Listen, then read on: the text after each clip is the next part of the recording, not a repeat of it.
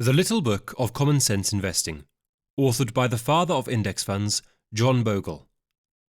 John is widely known as being the founder of Vanguard and for creating the very first index fund. He favoured investing over speculation and heavily emphasised the importance and impact of low costs. This led to the creation of several Vanguard investments which offered low-cost investing to the masses. We look at the key statistics, updated to 2020, and general wisdom from the book.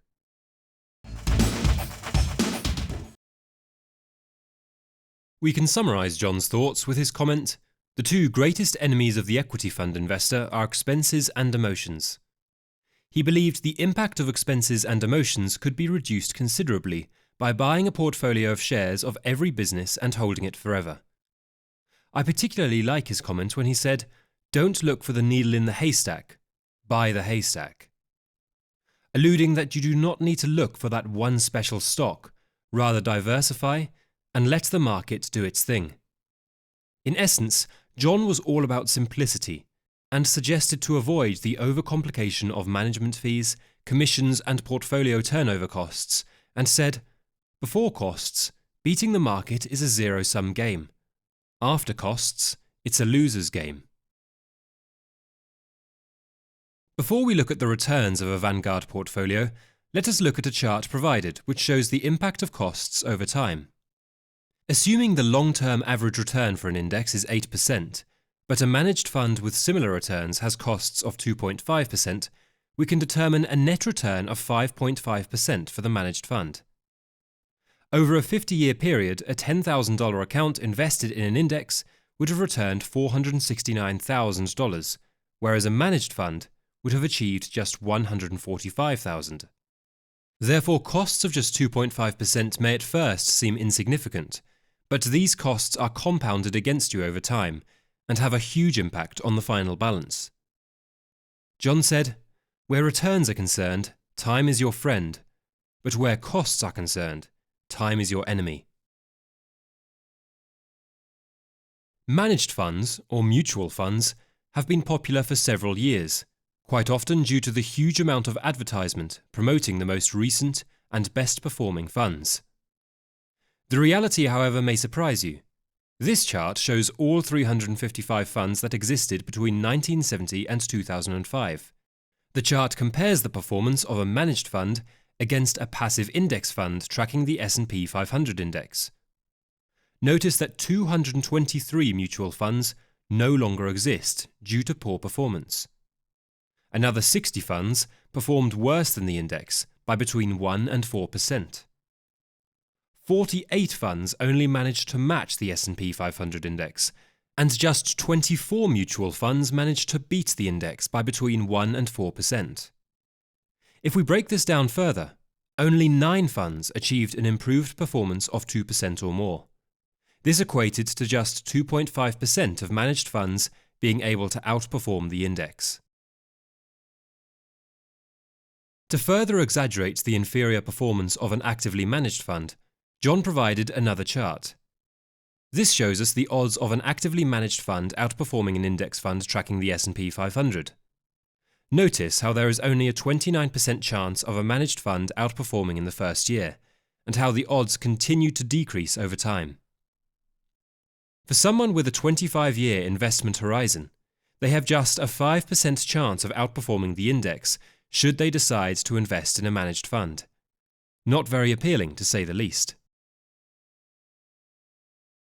Despite these poor statistics, investors continue to pour money into managed funds, and although money flowing into index funds is creeping up, they still lag behind.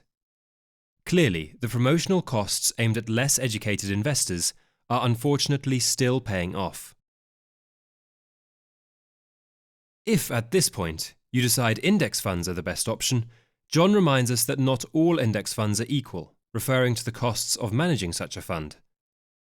Here we can see another exhibit from the book, showing 5 index funds with the lowest costs and 5 with the highest costs. Again, the comparative annual costs may seem insignificant, but over a longer-term horizon the difference is considerable.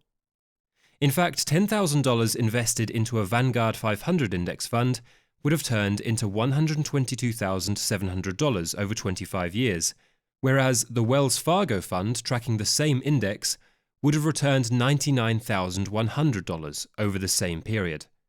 A 23% difference from seemingly insignificant cost differences. John reinforced his point regarding costs when he said, "Your index fund should not be your manager's cash cow. It should be your own cash cow."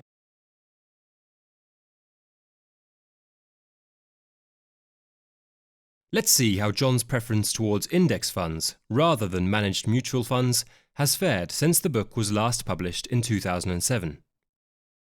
Courtesy of some online research, we have been able to break down managed fund performance into large, mid, and small cap stocks, and compare each to the performance of passive index funds. From the year 2008 to 2018, we found the following. Only 14.9% of fund managers focusing on large cap stocks outperformed a passive index. 12% focusing on mid cap stocks outperformed a passive index, and just 14.3% of fund managers focused on small cap stocks outperformed a passive index. In summary, a passive index fund outperformed an actively managed fund 86% of the time over the 10-year period since the book was published. This reinforces John Bogle's message, suggesting that a managed fund with associated costs is clearly not the best option. Considering that John created the Vanguard investments, it would be wise at this stage to show the performance of a portfolio using a low-cost Vanguard index fund. Each of the portfolios will be based on the individual's risk profile, and we will then summarize the statistics to determine the best portfolio balance. In this first group, we have low-risk portfolios based on 100% bonds, 80% bonds, and 70% bonds. The stocks portion relates to the Vanguard index fund tracking the S&P 500. As an example, we can see here the 100% bonds portfolio gave an average annual return of 5.3% from 1926 to 2018, and the worst year showed a loss of 8.1%, with 14 of the 93 years showing a loss. This portfolio is considered to hold the least risk of them all. Next, we have the portfolios considered to be of medium risk. In this example, we can see that a portfolio of 50% bonds and 50% stocks gave an average return of 8.2% per year, and the worst performing year gave a negative 22.5% return. 18 of the 93 years ended in a loss. The final group is classified as the highest risk, all the way up to 100% stocks, or index fund.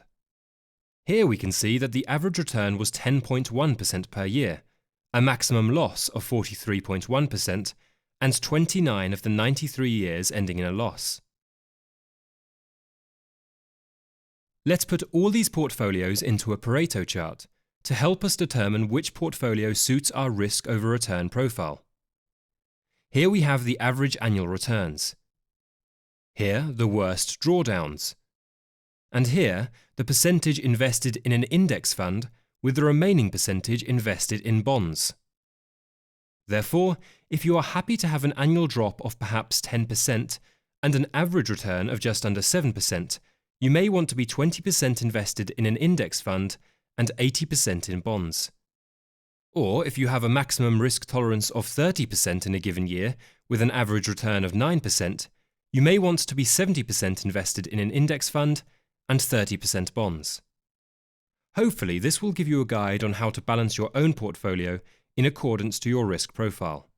For those interested, my personal strategy is generally 10% bonds, 10% cash, and 30% index funds. The remaining 50% is used for my trading account.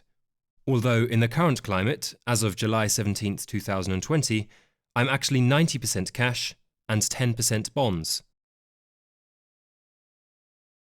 For those of you still undecided on the benefits of an index fund in comparison to an actively managed fund, John provides another great example from the book. This exhibit shows the result of an experiment initiated by the New York Times, where 5 highly respected fund advisors gave advice to an investor with a 20-year time horizon and $50,000 to invest. The benchmark chosen was the Vanguard 500 index, and the results were published in the year 2000 after a 7-year period. We can see here that the average return achieved was $88,500, whereas the Vanguard index returned a far better $138,750. The contest was abruptly ended some months later. In summary, John said, "Index funds eliminate the risks of individual stocks, market sectors, and manager selection. Only stock market risk remains. There is no doubt from the evidence provided in the book that a low-cost index fund like the Vanguard 500 is far more favourable than an actively managed fund. We know the impact that only a 2.5% annual management fee has over the long term, and we know the chances of a managed fund outperforming the index is very small indeed." Once again, thanks for listening. Please hit the like button, subscribe, and join our growing community below.